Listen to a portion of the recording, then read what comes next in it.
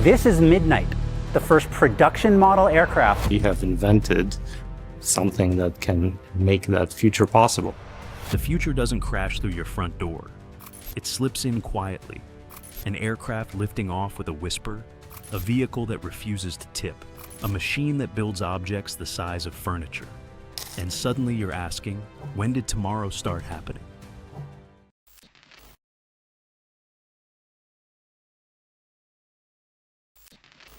Midnight eVTOL. Rush hour has a sound. Horns, brakes, engines, friction everywhere. Now imagine a vehicle built around the opposite idea. Lift off, glide, land, repeat, with as little drama as possible. Archer's Midnight is an electric vertical takeoff and landing aircraft designed for rapid back-to-back hops, the kind of short trips that normally waste your life in traffic. Archer describes a target mission of 20-50 miles with minimal charge time in between and a cruise speed up to 150 mph. Not to cross continents, but to slice across a city like a shortcut through the sky. Here's the moment that makes it feel real. It's built for repeatability, not stunt flights. One pilot, 4 passengers, a tight urban altitude band. Basically a commuter vehicle wearing an aircraft body. And the twist? If this works at scale, the biggest upgrade isn't speed. It's time returning to your day. C-1 Gyrocar. Every rider knows the deal with 2 wheels. Balance is a skill, and one mistake can turn asphalt into sandpaper. So, Lit Motors asked a slightly rebellious question. What if a bike could refuse to fall? Their C-1 concept is a fully enclosed, 2-seat electric cabin motorcycle built around control moment gyroscopes. A paired gyro system designed to transfer roll forces into the gyros, keeping the vehicle upright even at low speed or a stop. That's not marketing poetry. Lit Motors explicitly frames the tech as maintain stability where motorcycles fail by shifting roll moments away from occupants. Here's the reality check. This is still development stage, not a mass-produced commuter you can count on tomorrow. In 2025, coverage noted Lit Motors raised fresh crowdfunding money to push development forward, which is a sign of interest, but also a reminder it's still climbing toward production. And the twist? It's not trying to make bikes wilder, it's trying to make them survivable. Pop.Up Next. Imagine a city where your commute isn't a vehicle, it's a capsule, and the vehicle is whatever snaps onto it. That's the core of Pop.Up Next, a modular mobility concept from Italdesign in collaboration with Airbus, and later showcased with Audi involvement.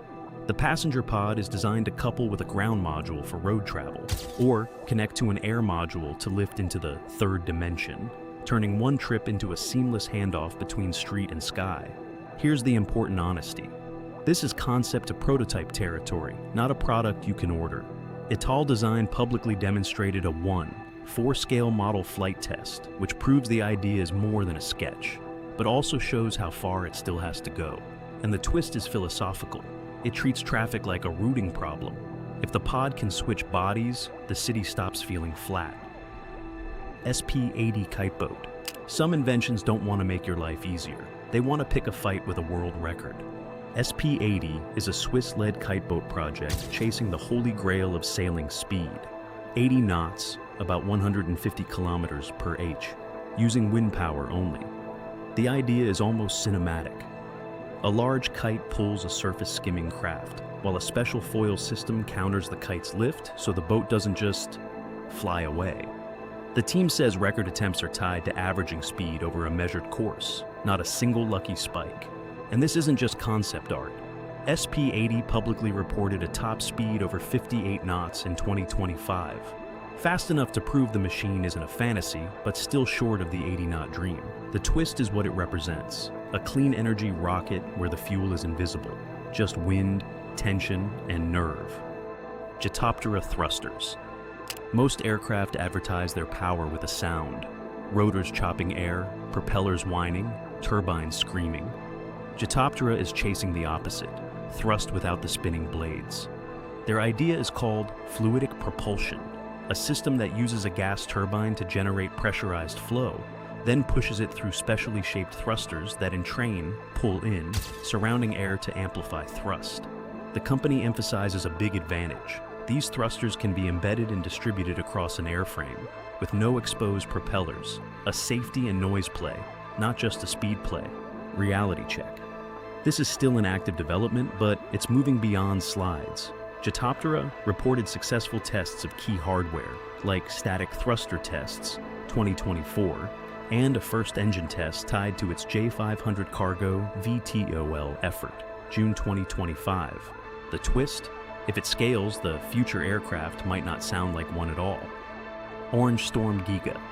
Most 3D printers feel like hobby machines. Cute, careful, and always one size too small for the thing you actually want to build. Then, the Elegoo Orange Storm Giga shows up like a factory tool that wandered into a home studio.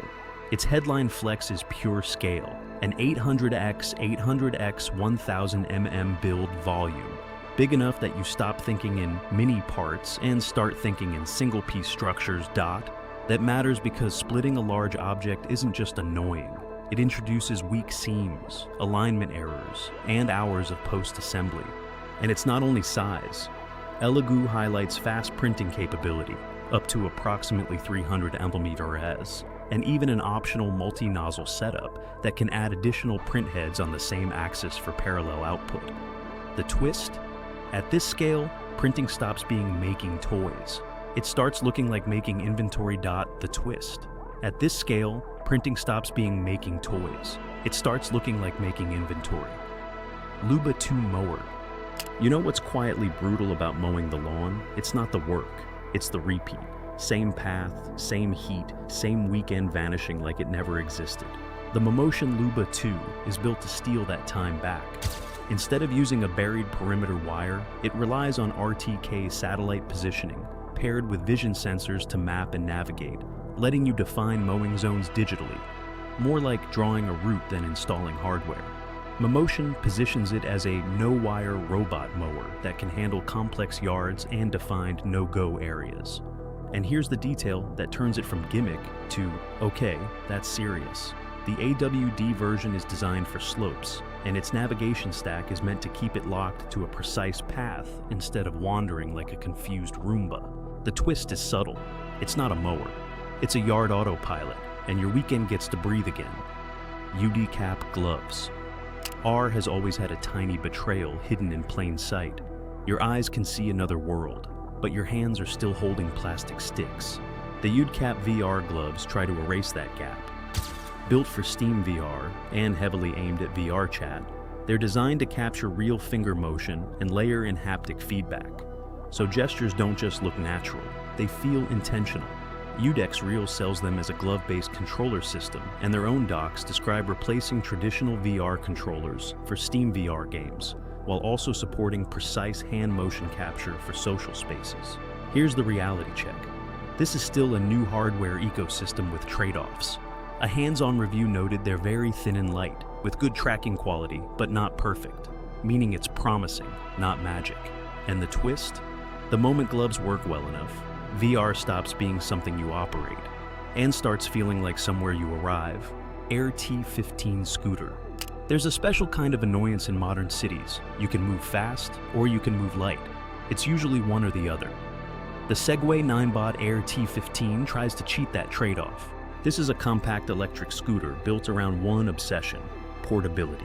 Segway highlights a quick fold design meant to collapse into a slim shape you can actually carry into an elevator or tuck under a desk. And it's positioned as a short hop commuter for the last mile, not a highway machine. Specs vary by region, but the core story is consistent. A small motor, a lightweight frame, and a design that prioritizes getting off the scooter as smoothly as getting on it. It's the kind of device that matters when your commute is a chain of tiny decisions. Walk, taxi, bus, stairs, rain. The twist is psychological. This isn't freedom on wheels, it's friction removal, a commuter tool that disappears when you don't need it. Sunreef Altea.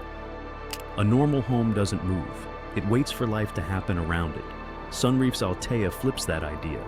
What if your home could drift toward the horizon whenever you felt like disappearing? Sunreef Yachts positions Altea as part of its luxury sailing catamaran lineup. Essentially a floating residence built for long stays, not quick joyrides. The point isn't speed, it's space.